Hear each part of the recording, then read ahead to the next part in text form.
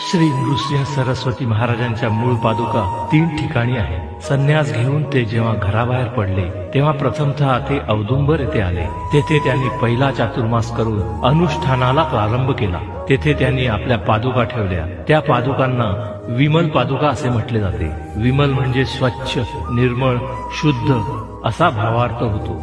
उपासनेतील शुद्ध, निर्मळ, स्वच्छ अशा अंतर्मनाचे स्वरूप त्यातून सूचित केले असावे। पुढे श्री नृसिंह सरस्वती महाराज हे नरसोबाची वाडी येथे गेले। तेथे त्यांनी 12 वर्ष तप केले। तेथील पादुकांना मनोहर पादुका असे म्हटले गेले आहे। तपश्चर्येने प्राप्त होणारी प्रसन्नता तिथे अभिप्रेत असावी। जेव्हा तपश्चर्या किंवा अनुष्ठान हे अधिकाधिक काळ होते तेव्हा ही मनाची किंवा चित्ताची प्रसन्नता मुखावर विलसत असते।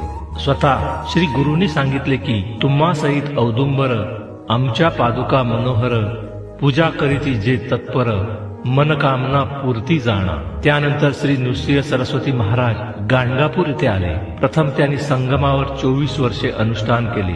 श्री शैल पर्वतास जाऊन पाताळ गंगेकडील कर्दळी वनात ते गुप्त झाले। पण त्यापूर्वी त्यांनी त्या मठात आपल्या पादुका ठेवल्या। त्यास निर्गुण पादुका असे म्हटले जाते। निर्गुण म्हणजे परब्रह्म स्वरूप, तसेच गुणातीत अवस्थेतील अवतारी असाही भावार्थ आहे। सत्व, रजतम या त्रिगुणा पलीकडील गेलेले हे अवतार